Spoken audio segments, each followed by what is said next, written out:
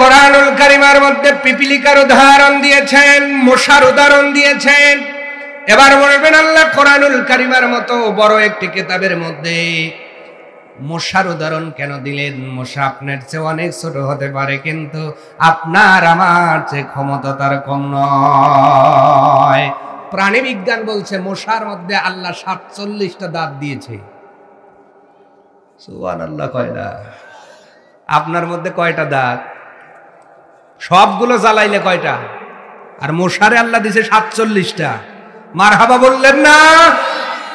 এবং শুধুমাত্র দুনিয়ার ময়দানে এই পৃথিবীতে প্রতি বছর 10,000 মানুষ মশাবাহিত রোগে মারা যায়, যা কোনো হিংস্র প্রাণীও মারতে পারে।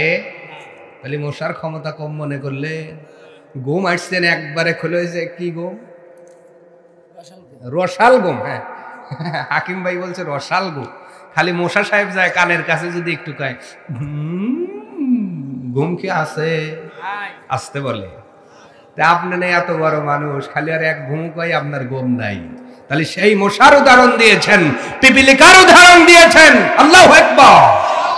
তাহলে পূর্ববর্তীর উদাহরণ আল্লাহ যে দিয়েছেন কারণ আছে না নাই? সব উদাহরণের পিছনে একটি বড় উদ্দেশ্য আছে।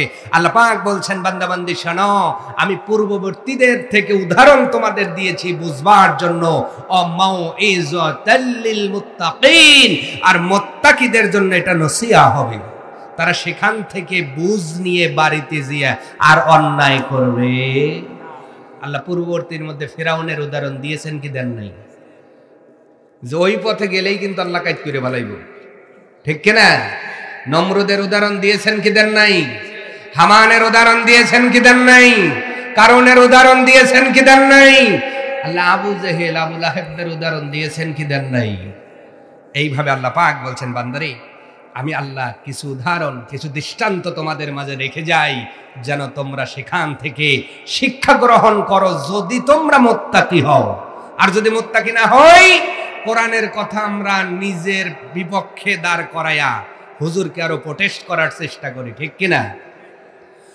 আমার ভাইয়েরা, আল্লাহ কি উদাহরণ দিলেন এই সূরা, এই আয়াতের পরের ক্ষণে আল্লাহ বর্ণনা করতেছেন, বান্দা শোনো, আমি সূরাতুল বাকারার 67 থেকে 73 নম্বর আয়াতের মধ্যে রব্বুল আলামিন যে উদাহরণটা দিলাম, উদাহরণটা হলো একটা গাভীর উদাহরণ। জোরে বলেন সুবহানাল্লাহ। উদাহরণটা কেন দেওয়ার প্রয়োজন হলো? ওই সময় মুসা নবীর জামানা চলতেছিলেন, একজন ভাতিজা তার চাচাকে হত্যা করে ফেললেন। হত্যা করার লোক আছে না নাই? আসতে বলে।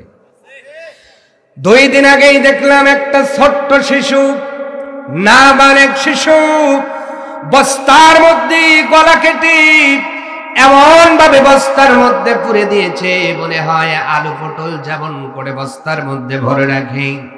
একটা নিষ্পাপ সন্তান, যার চেহারার দিকে তাকাইলে হয়তো অনেক মানুষ অনেক কষ্ট ভুলে যাবে, অথচ এই মানুষ নামের দানবগুলো ওই সন্তানটার ধর থেকে কল্লাটা আলাদা করে দিয়েছে, ঠিক কিনা? কোরআনের বিচার যদি দেশে চালিত থাকতো, এই বিচার হতো কি হতো না বলেন?